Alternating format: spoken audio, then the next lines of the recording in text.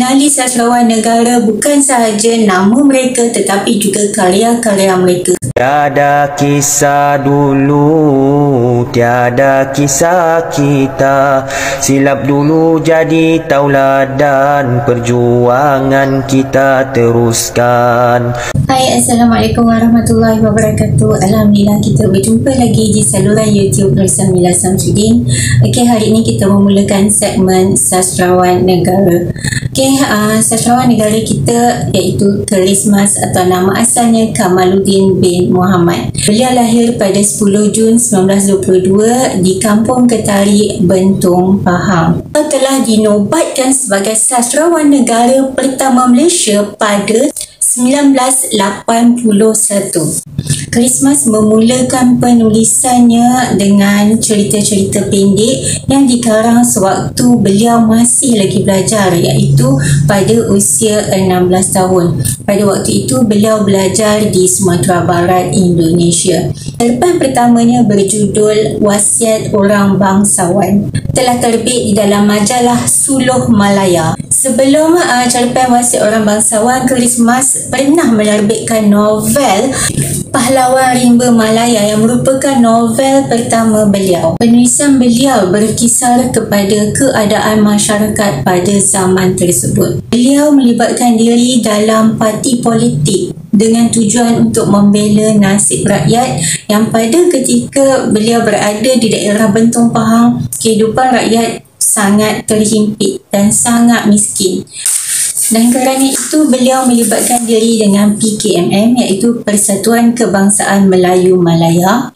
PKMM ni pula adalah satu persatuan yang meneruskan perjuangan KMM, iaitu Kesatuan Melayu Muda. Kerana mereka memperjuangkan nasib rakyat. Christmas lebih dikenali sebagai seorang penulis cerpen berbanding novel dan juga sajak. Beliau pernah mencuba memasuki lapangan sajak, tetapi didapati bahawa kreativitinya lebih kepada penulisan cerita-cerita pendek. Kebanyakan cerpen Christmas terbit dalam surat khabar Utusan Zaman secara mingguan dan juga dalam majalah Mastika secara bulanan. Kedua-dua makalah ini terbit di bawah satu pengelolaan yang sama, iaitu Utusan Melayu.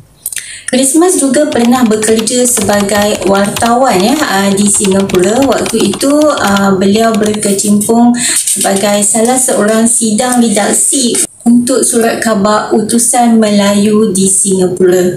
Kerjayanya sebagai wartawan di Utusan Melayu Singapura bermula di penghujung tahun 1947. Perjuangannya membela rakyat sudah bertukar haluan, bukan lagi melalui parti politik. Sebaliknya, beliau menggunakan pena untuk memperjuangkan nasib rakyat.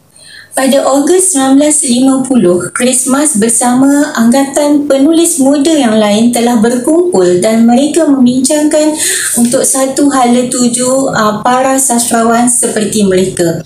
Maka tertubuhlah Asas 50 ataupun Angkatan Sastrawan 50. Tujuan penubuhan Asas 50 atau Angkatan Sastrawan 50 ini adalah untuk menyuntik semangat perjuangan rakyat melalui karya-karya para sastrawan, iaitu melalui bahasa dan sastra. Maka semboyan seni untuk masyarakat dilaungkan oleh Asas 50 pada tahun tersebut. Perkembangan penulisan Christmas dari kacamata S. Hussein Ali yang ditulis dalam kata pengantar buku Patah Tumbuh, S. Hussein Ali membahagikan perkembangan penulisan Christmas kepada 3 fasa. Fasa sekitar tahun 1946 hingga 1948, yang mana S. Hussein Ali mengenengahkan teori bahawa Christmas banyak menulis kisah cinta. Tetapi penulisan Christmas mengikut pandangan S. Hussein Ali, kisah cinta yang dinukilkan bukan macam kisah cinta yang biasa. Sebaliknya, dia menukilkan kisah cinta antara dua darjat dan bagaimana kuasa cinta itu boleh menggegar ketabahan seorang pejuang politik. Kisah ini boleh dibaca melalui cerpen berjudul Wasiat Orang Bangsawan. Ada di dalam buku kumpulan cerpen Patah Tumbuh.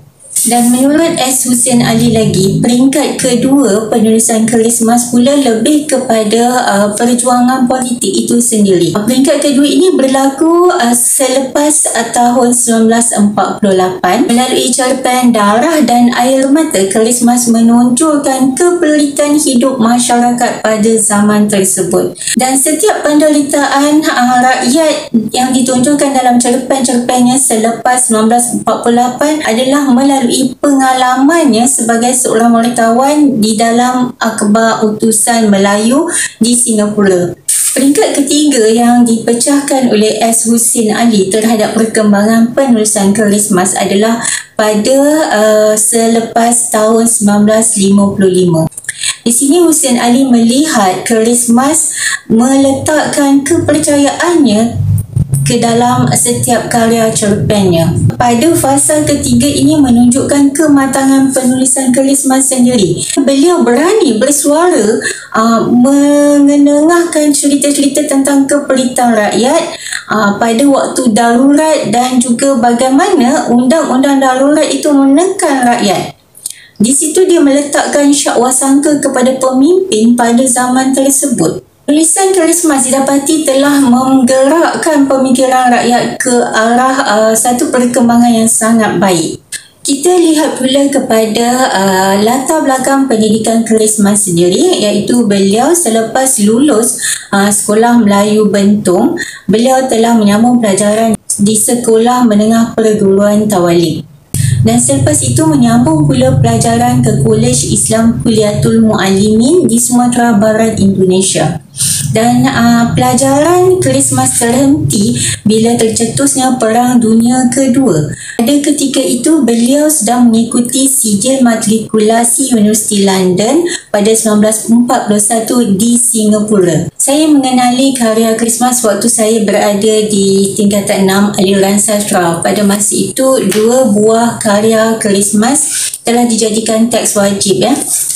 Ini satu, iaitu Patah Tumbuh, kumpulan cerpen keris emas, dan Rimba Harapan merupakan sebuah novel. Dan pada tahun lepas saya menambah lagi koleksi karya keris emas yang dicetak semula oleh pihak Dewan Bahasa dan Pustaka bawah siri edisi Malaysia Membaca karya sastrawan negara. Okey, ini dia bukunya, berjudul Anak Titi Wangsa. Tidak mudah ya untuk menulis sesuatu yang kita tahu akan memberi kesan kepada diri kita sendiri, sama ada kita ditangkap ataupun karya kita dihalang daripada terbit.